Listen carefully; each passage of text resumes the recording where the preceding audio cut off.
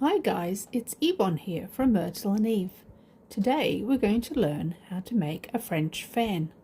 So let's begin. So before we begin making the actual lace, let's just have a look at the pricking first. So you'll notice we have our head side pins, and depending what size your fan is in the pattern you're working, that could be as few as 3 or 4 pins, or it could be more.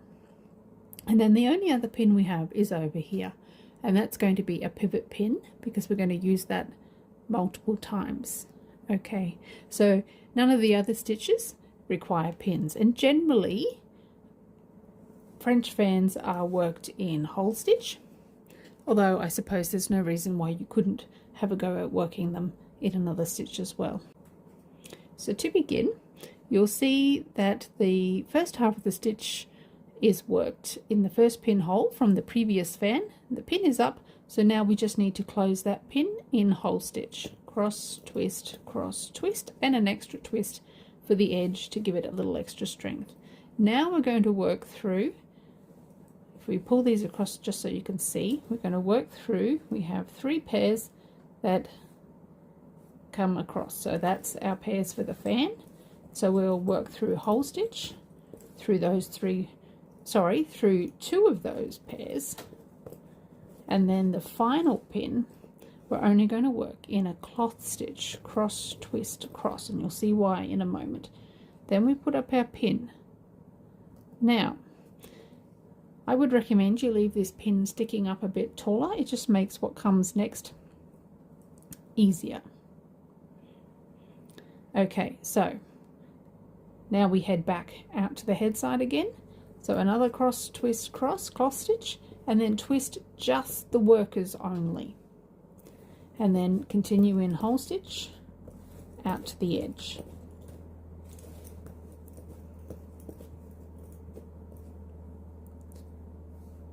Put up our pin.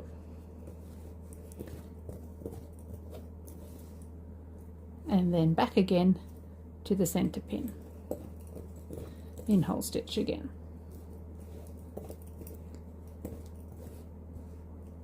Now when we get to the middle, we're going to reuse this pair and the pivot pin every time we come back to the middle. So to do that, we're going to work another cloth stitch, and then to go around the pin we lift up the workers, pass them around the pin, and you'll see that's why it's helpful to have this pin left taller.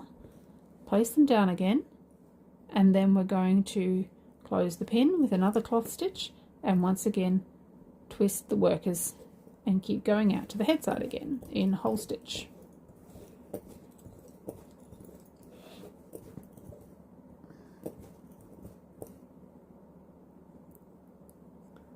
Okay, all right, just need to lengthen these a little.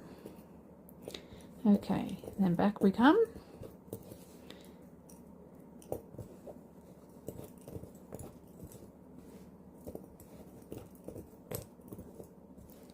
And back at the pivot pin again. So once again, just cloth stitch for here. Whoops.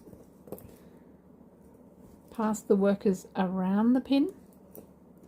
Close the pin and put a twist in only the workers before we work back to the head side. Now be careful with your tension here. Obviously we need some tension on the work, but you don't want to pull your fan out of shape, so just be careful with that.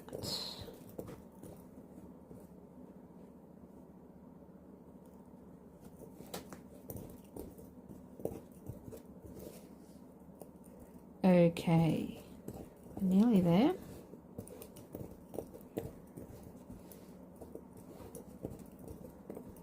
Okay, so around the pin again. Now this time when we close the pin, you could do this step later, but I like to just do it now so I don't forget. I am going to put my twist in the workers as normal, but I'm also going to put a twist in this pair that we've used for around the pivot pin, because the next step it will do is add into the work, so it needs a twist ready for that. So I just put that in now so I don't forget it, or you could put it in after you finish the fan if you like. Okay, so last line of hole stitch, back to the head side, and now we're only going to do the first half of the stitch, put up the pin, and now we're going to leave that. Do not close the pin at this point. So the next thing you do is you keep working your ground. In this case, my next pinhole to work is this one here on the edge, so I'm going to work that one. And so when you get to this pinhole, wherever it is in your pattern that you're working, oops, put the twist on the wrong one. Okay, once you've worked this pin, which is the next one next to the pivot pin here, now we need to remove the pivot pin. So we'll do that now very carefully. And you'll see that the threads are all stacked up from going around the pivot pin. So how are we going to flatten that out? Okay, so we need to identify which was the passive that went through the pivot, which was this pair here. And then we need our head side, the pair at the head side, which also happens to be your worker pair through the fan. We need to carefully hold both of these pairs and gently tension. Watch what you're doing so you don't pull your fan out of shape, and just gently tension until the stack of threads here lays flat. Okay, and then just to anchor these threads here that are floating a little free at the moment, we do our next line of ground, and that helps pull everything into shape. And that's it. That's how you make a French fan. It really is that easy.